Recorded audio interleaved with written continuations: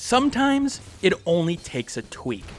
We're in an era where games want to either play follow the leader, mimicking the latest trends that the industry has to offer, or you have the flip side, games that try to reinvent the wheel entirely, forgetting exactly what the strengths of the core mechanics of that genre were and failing to combine new ones in a positive way.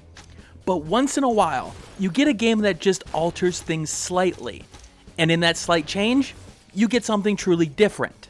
And that's a good segue into SuperHot.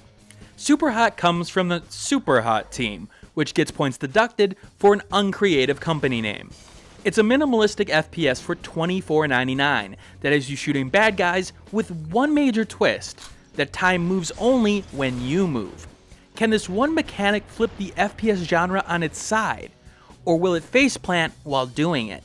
That's what I'm here to answer, but before I begin, this review was done with a key obtained from evolve.pr. That won't change my opinion of the game in the end, but you should know that because of FTC guidelines, as well as the whole morals thing, you know? So let's get this out of the way. SuperHot's mechanic of only moving time along when you're moving, it works wonders. In an era where a lot of FPS games barely feel different from each other in the overall picture, SuperHot stands out like a single Bears fan in a sea of cheeseheads at Lambeau Field. Your job is simple. Survive the waves of enemies until the level is over, or until you take a shot of any sort. Now you get hit by one bullet, you're done. But the same thing is true with your opponents. You can fight with either your fists, a melee weapon, or a gun. If you choose the gun route, you'll soon learn that you have limited ammo. So when you've got no more bullets, your next best option is to throw the guns at your enemies, or hell, anything else that you can get your hands on. If the projectiles connect, that means your opponent is temporarily stunned, and will drop whatever is in their hands. If that happens to be a weapon, you can literally grab it out of the air and hit your opponent with a buckshot in the chest. Now, there are melee attacks as well, and while a good bat shot will take out an enemy rather easily, your fists will take a little bit more effort. A gun is pretty much better in almost every way in combat here, but sometimes waiting for an enemy to come around the corner to smack them in the face can be just as viable. Later in the game, you get the ability to hot switch, which has you leave your body and transfer into another. Now this kills the body you were in, and destroys any weapon the body you switched into was holding. This ability may get you out of unwinnable situations, or into a position to kill multiple people without much effort in question. However, it does have a cooldown time before you can use it again, and you may switch into someone that's right in the line of another enemy's sight. Gameplay-wise, the timing aspect of the game changes everything, as it doesn't actually stop time, but slows it down pretty much so it feels like it is. How you approach the situation changes drastically, as each of your next steps are critical in terms of putting yourself into a position to succeed. For example, you need to be wary of a bullet speeding towards you, so when you next move, you put yourself in a safe spot. It's less about twitch action here, and more about absolute precision. As a friend put it, it's almost like a turn-based FPS. This makes precision more important than anything else. Hell, you can get to a point where you can knock enemy bullets out of the air with your own. If you're good enough to anticipate the movement patterns of your enemies, you may actually be able to hit them while they are moving to a spot in question. This game rewards skill, it rewards thinking, and I love it for that. The game is making you feel like you're in the Matrix universe of sorts. There are great scenarios that play out, such as disarming 3 enemies in an elevator, taking them out one by one, and then dealing with the 2 enemies outside the level that you stop on. Even if you fail the first few times, it's easy to get right back into the action and learn from your past mistakes, and then feel like a badass. Now, enemy AI is rather one-track minded, as they're all programmed to basically kill you and nothing else.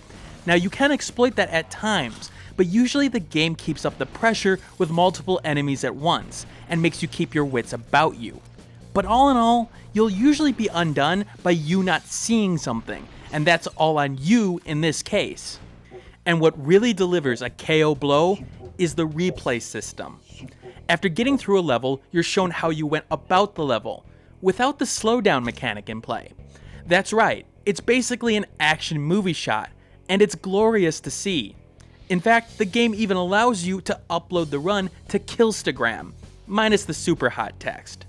Now note, I really would have loved to see this in a true video saved format, but I like the fact that the feature is built in for everyone to enjoy. Now the game has a main campaign of 25 scenarios in total, but once you get through them, you get challenge modes as well as endless modes. In the challenge modes, you have to go through the same levels with restrictions on top of them, such as only using katana or having only one bullet per gun you pick up. It adds additional layers that helps, but it's the endless in which the game really shines. It's just you against the computer, hoping to not take a bullet to the chrome dome while lasting as long as possible with wave upon wave upon wave of enemy. And that's even with a lack of weapon variety and enemy types. That may have worked to help stretch out gameplay, but the core gameplay is so simple and so addictive that it may have muddied the waters if more was added. The game gets the KISS principle right. They kept the gameplay simple, and the gameplay shines because of it. The aesthetic is simple, but in this scenario, it really works. It's supposed to have this simple simulation aspect to it, and it's supposed to separate the human element from the players you're going after. And despite that, it's still wonderful to see a head blow apart thanks to a nicely placed bullet with these graphics in question. I don't believe this decision came down to budget or lack of skills in terms of the graphical fidelity here. For me, it came down to keeping a theme with the game, and again, this decision was well made here. Let's also talk a little bit about the story without spoiling too much. The game is attempting to not only break the fourth wall, it attempts to take the broken wall and beat you over the head with it. The themes of security, about whether you're in control or the system's in control, works fantastically in the presentation here. The game understands how to push the player's buttons by taking away control and messing with his head. It takes the player for a ride, and when the player really thinks about it, they may come to a self-revelation or two. Now, there are times that some of the messages feel ham-handed, that it may take it one step too far in terms of extreme messages. But with that said, it does make a reasonable impact nonetheless, and is a lot better than a lot of FPS storytelling experiences out there.